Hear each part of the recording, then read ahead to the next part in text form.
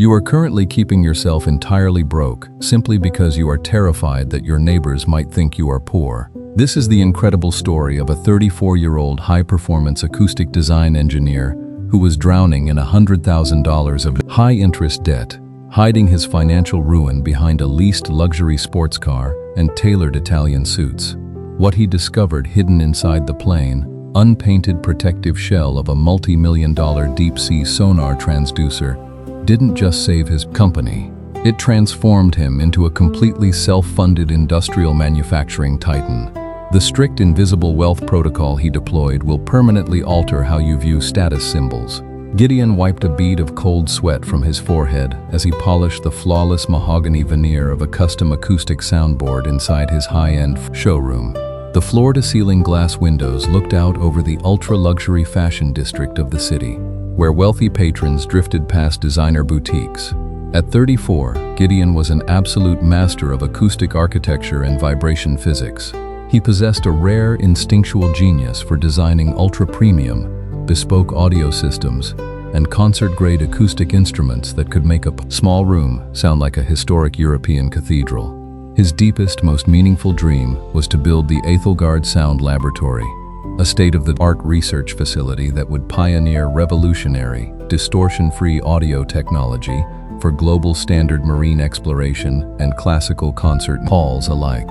Yet, despite his brilliant engineering mind and elite clientele, Gideon carried a heavy, exhausting psychological flaw that kept his bank accounts completely empty and his stomach twisted in a permanent knot of raw fear. He was an aggressive slave to the illusion of status. He firmly believed that to sell masterpieces to multimillionaires, he had to look like a multimillionaire himself.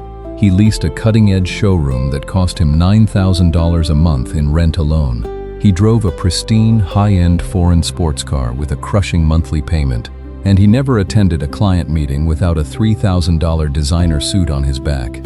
He used his credit cards like life support systems, constantly financing an elaborate, high-profile lifestyle to project an image of absolute, effortless success. Every single decision he made was filtered through a frantic, desperate question: what will they think of me if I look ordinary? He treated his actual financial health like a dirty secret that needed to be aggressively buried beneath layers of expensive, leased luxury. The devastating emotional fallout of this permanent deception systematically fractured his daily life.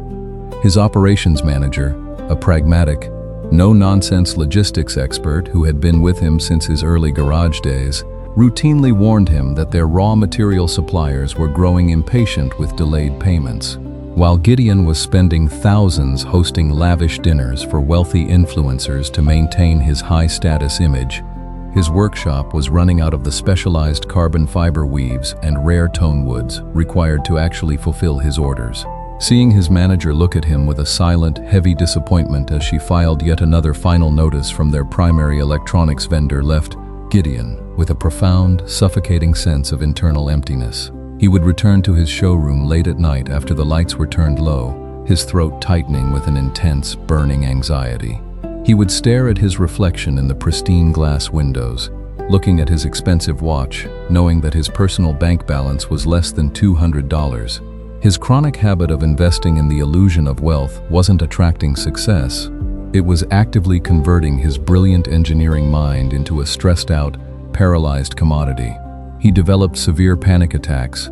His eyes were permanently bloodshot from a total lack of sleep, and every single phone notification felt like a sudden, terrifying threat to his fragile social mask. The ultimate crisis struck on a freezing winter afternoon, during a private presentation for a legendary venture capitalist named Sterling. Sterling was a self-made tech billionaire looking to commission a $500,000 acoustic array for his private estate and global yacht fleet. Gideon went all out to impress him. He wore his most expensive tailored suit, parked his leased sports car directly in front of the glass entrance, and hired a luxury catering service for the afternoon. He presented his blueprints with a high-pitched, energetic sales pitch, constantly gesturing to his luxury surroundings to validate his company's elite stature. Sterling sat in a minimalist leather chair, listening in absolute silence, his sharp blue eyes tracking Gideon's frantic movements and the extravagant decor of the room. When the presentation ended, Sterling stood up, walked past the expensive prototype speakers, and looked out the window at Gideon's flashy car. "Your acoustics are technically competent, Gideon," Sterling said, his voice flat, heavy, and completely devoid of emotion. "But your business infrastructure is a house of cards. You are burning an immense amount of operational capital on high-end wallpaper, expensive leather, and a flashy vehicle just to tell me you are successful. Truly wealthy operators don't need a presentation to be wrapped in expensive jewelry to trust the physics. Your overhead tells me you are desperate for margins, which means you will cut corners on the internal components when the timeline gets tight. I don't invest in craftsmen who care more about looking rich than being stable." Zimbun. The moment the door clicked shut, Gideon felt his knees go completely weak. He collapsed against the mahogany soundboard, his chest heaving as a violent wave of panic hit him so hard, his vision blurred. 2 hours later, his bank issued an automated notice stating that his business account was officially overdrawn and that a formal foreclosure process would begin on his precision testing equipment if $40,000 wasn't deposited within 10 business days. He had spent his entire adult life sacrificing his actual financial stability to buy the temporary respect of wealthy strangers, and his ultimate reward was absolute insolvency, a ruined reputation, and a broken spirit.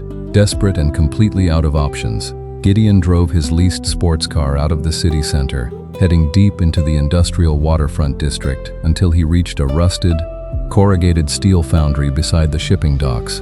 He was looking for an old, 78-year-old industrial machinist named Marcus.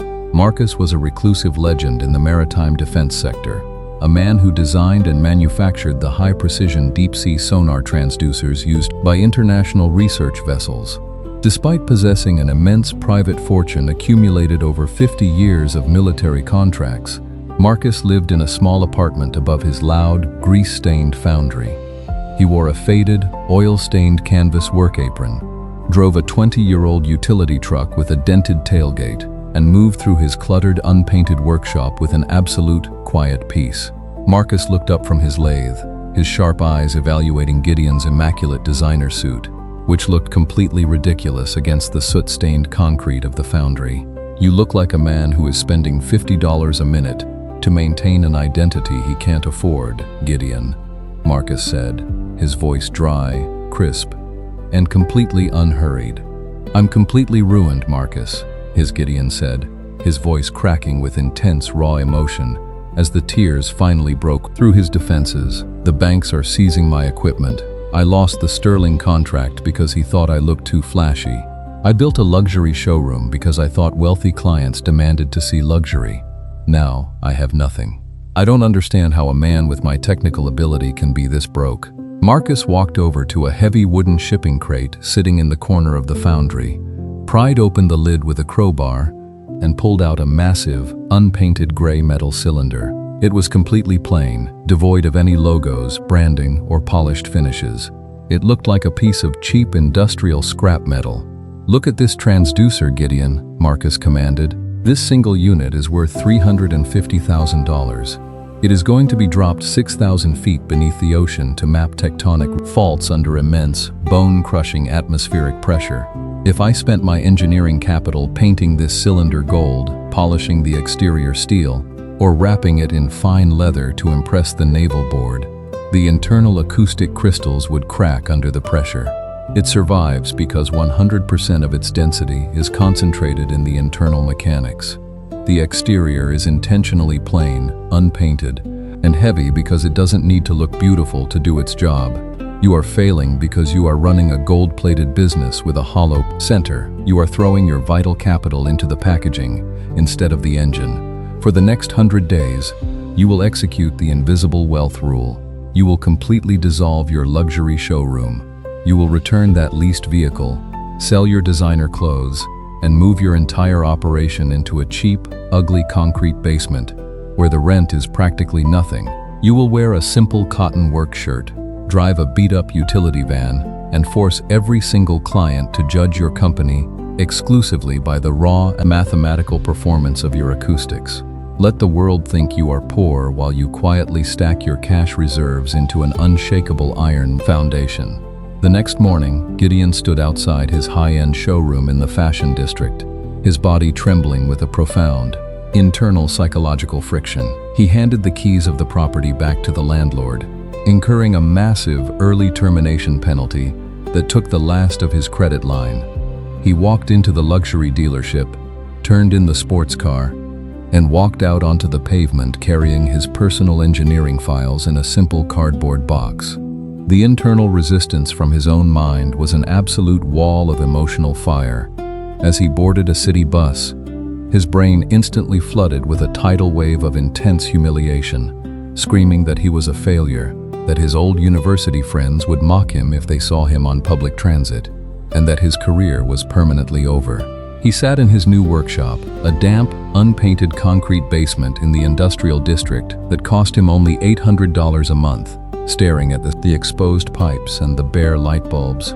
He sat there for a long moment, his chest tightening, his old habits pulling him to look up new luxury rentals on his phone, just to soothe his wounded ego. But the memory of Marcus's unpainted gray transducer, holding its ground against the deep ocean pressure, echoed in his mind. Gideon closed his eyes, took a deep breath, and forced his attention entirely onto his testing equipment. He created a new daily tracking system in his ledger, which he labeled the Pure Capital Index. Every single dollar saved from the luxury showroom rent, the car payment, and the expensive lifestyle was immediately funneled into a locked corporate treasury account to pay off his outstanding raw material debts. He bought a 15-year-old white utility van with peeling paint for $1,200, threw his tools in the back, and began wearing simple, durable gray canvas work clothes every single day. The psychological agony of his new reality tested him immediately during his second week of the protocol. A prominent local architect who used to source high-end home theater systems from Gideon spotted him at a commercial electrical supplier. The architect looked at Gideon's dented white van, looked at his plain canvas shirt, and offered a condescending, sympathetic smile. "I heard things went south at the old showroom, Gideon," the architect said, his tone dripping with a shallow, pitying warmth. "It's a tough market out there. If you need some low-tier wiring work for some of my residential projects, just to get back on your feet, let me know. It's better than driving a junker." The old Gideon would have gone into a defensive panic, instantly making up a complex lie about how he was opening a larger facility or launching a secret international venture just to protect his high status image. He stood there, his hands tightening around his box of acoustic cables, forcing his face to remain completely calm, detached, and neutral. He executed Marcus's rule. He counted to 4 in absolute silence, letting the architect's condescending words wash past him without affecting his internal state. "I appreciate the information," Gideon said, his voice dropping to a steady, quiet baritone. "Right now, my capacity is completely locked into high-precision acoustic engineering. Let me know if you have a project that requires advanced vibration isolation." The architect looked completely taken aback by Gideon's absolute lack of shame or defensiveness. He hesitated, nodded awkwardly, and walked away. A profound new discovery surfaced inside Gideon's awareness. By refusing to defend his status, he had completely neutralized the insult. His simple clothing and cheap van were functioning as a brilliant psychological filter, instantly screening out superficial people who valued the packaging over the product, leaving him with an incredible amount of mental peace to focus entirely on his craft. He poured that clean, unbothered focus completely into his engineering. He worked 14 hours a day inside his concrete basement, his ears tuned to the precise frequencies of his testing software, his hands calloused from machining raw aluminum brackets. Because he was no longer managing a mountain of toxic luxury debt or trying to maintain a fake lifestyle, his operational overhead plummeted by nearly 90%. Within 45 days of continuous daily discipline, he successfully cleared his $100,000 debt entirely, and his liquid cash reserves began to grow with an unyielding, compounding momentum. Small, beautiful signs of true financial success began to populate his ledger. He was no longer running out of materials. His treasury account allowed him to buy premium carbon fiber components in bulk at deep discounts, completely stabilizing his production pipeline. His growing internal confidence completely transformed his physical presence. The frantic, Nervous energy that had made his voice high-pitched and anxious during his showroom days completely vanished, replaced by a deep, stoic, and unhurried stability.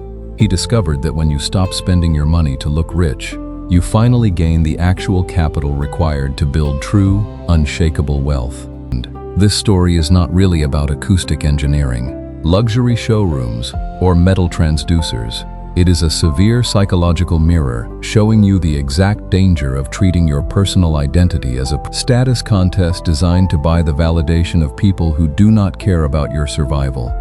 Every single dollar you spend on a flashy car, designer clothes, or an expensive lifestyle just to avoid looking poor is a weapon you are actively handing to your debt collectors to keep you enslaved. The illusion of wealth is the ultimate trap. The question is not whether the world wants you to participate in the shallow game of status. The question is whether you have the raw courage to drop the mask, embrace the invisible wealth rule, concentrate your power on your actual foundation, and begin building a real empire in the quiet. Lock your gates and begin.